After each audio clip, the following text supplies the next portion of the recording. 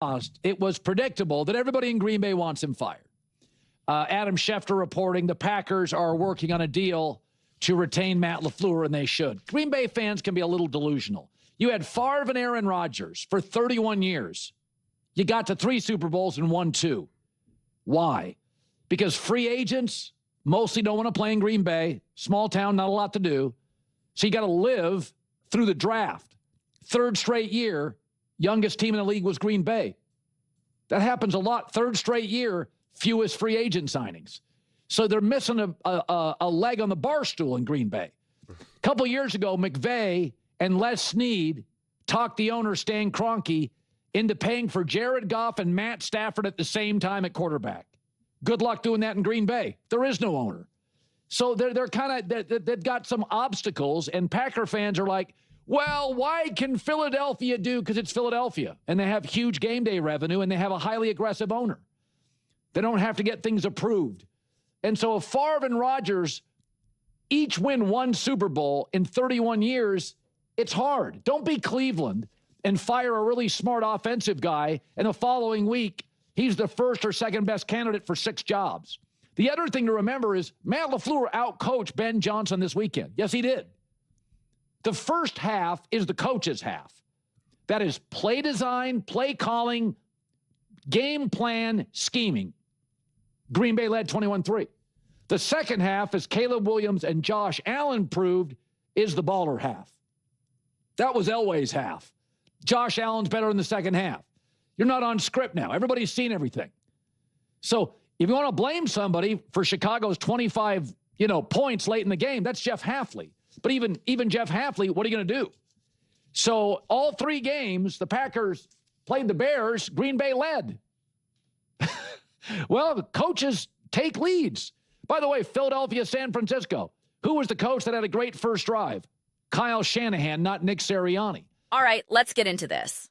And let's not forget, Kyle Shanahan also dialed up exceptional plays in the second half. Here's the thing. Multiple truths can coexist. There's a persistent narrative, often echoed by Colin, that the first half is the coach's half and the second half isn't.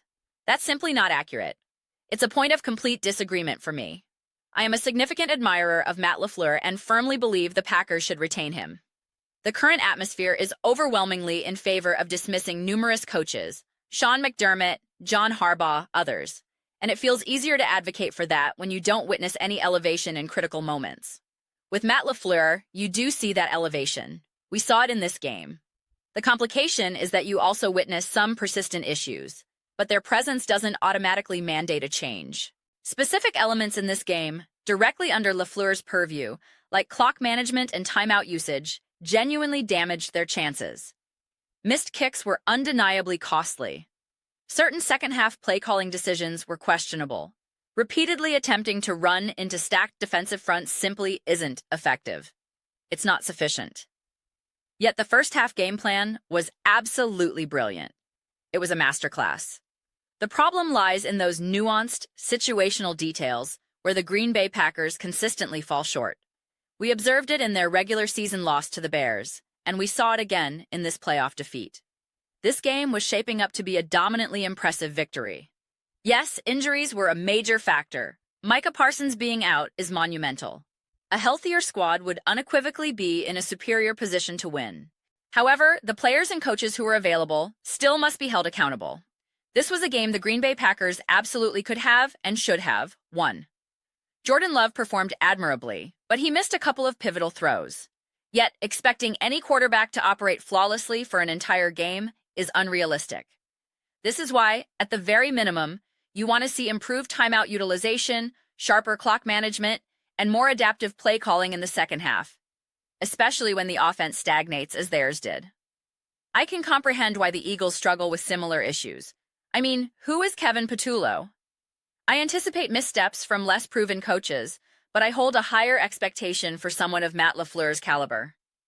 That said, it doesn't justify abandoning Matt LaFleur. He is a young coach, still developing, learning, and growing. This process requires time. You could reasonably argue that a head coach's prime, especially now with the trend of hiring younger candidates, likely occurs in their 40s and 50s. By then, if you've been coaching through your 30s, as many do today, you've accrued substantial experience.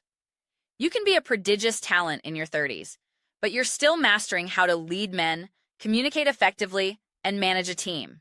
Sean McVay has admitted to numerous mistakes, including in a Super Bowl. You learn through experience. Andy Reid was an elite, phenomenal coach in Philadelphia, yet he made plenty of errors. He learned from those and evolved in Kansas City. In your 40s and 50s, you possess a wealth of football knowledge. You've likely coached various quarterbacks, navigated countless game situations, and internalized lessons from past mistakes. Your philosophy solidifies. In the fourth quarter, down 3, I prefer this approach. Or, I now understand the value of preserving timeouts in the final 2 minutes. Or conversely, using a timeout in the third quarter for a red zone opportunity is worthwhile, because those points are crucial. You're also likely still in your intellectual prime, processing quickly, innovating, not yet on a decline where things don't come as rapidly. Matt LaFleur is entering that prime phase of his coaching capabilities. Given the pervasive fire everyone sentiment, a crucial question arises. Who would you hire to replace him? Do you believe bringing in a Harbaugh or a Stefanski automatically constitutes an upgrade? It's a critical consideration. Don't make that mistake. Matt LaFleur can very well be the Packers coach for the next 2 decades, achieving greatness and accumulating wins. This was undoubtedly a crushing loss for the Packers. We can identify numerous moments where various individuals fell slightly short. It's disappointing. They were positioned to win, they should have won, could have, would have, should have, but they didn't. It's particularly tough because a fully healthy team inherently has a wider margin for error, a concept I've discussed extensively regarding coaching. In that second half, their margin for error became perilously narrow. When execution stalled, missed kicks, missed throws, it fundamentally alters the game's dynamic, creating obstacles you must then overcome. This is when the absence of players like Micah Parsons and Jair Alexander is acutely felt. One of the primary advantages of having elite players is their ability to compensate for shortcomings elsewhere. Think of Kobe Bryant. His brilliance wasn't solely in playing alongside other stars, but in his capacity to shoulder the burden when surrounded by lesser talent. When your top-tier players are absent, who assumes that burden? This touches on a current limitation with Jordan Love. He is predominantly a pocket passer. He isn't the type of quarterback who, when the run game falters, instinctively takes off for a crucial 10 or 15 yards on a broken play, or who can will his way for 3 yards on a 3rd and 1. Let me be unequivocal. I am not blaming Jordan Love for this loss. It's merely an observation of a stylistic element that, if present, could provide another dimension in such tight contests. But you're not going to simply find a Josh Allen readily available. Despite the disappointment, there remains substantial cause for optimism regarding the Green Bay Packers' trajectory. Health is paramount. Imagine having Parsons and Alexander in this game. You're telling me you can't win? You were on the cusp of winning without them, among other injuries. Their presence likely swings the outcome. Therefore, I do not believe Matt LaFleur should be on the hot seat. The inclination to place blame on Joe Barry, the defensive coordinator, is also misguided. The man was doing everything possible with the resources available. The defense was excellent in the first half. The second half featured great plays by the Bears, Caleb Williams, and superb play calling by Ben Johnson. Sometimes, you simply don't have the personnel. It's a tough loss for the Packers, but it is not doomsday. It's not a Mayday red alert situation. Those are my perspectives. I am genuinely eager to hear yours. What are your thoughts on the Green Bay Packers? Do you believe Matt LaFleur should be on the hot seat? Let me know in the comments below. I read every single comment, whether you agree or disagree. Let's engage in some discussions, have some spirited debates, but ultimately, let's enjoy the conversation. Please consider subscribing. We are building an incredible community here and would love for you to be part of it. I aim to create something we all feel connected to and excited about, and I believe we're on the right path. Please don't forget to give this video a thumbs up, as it genuinely helps with visibility and the algorithm. Thank you so much. I'll see you next time.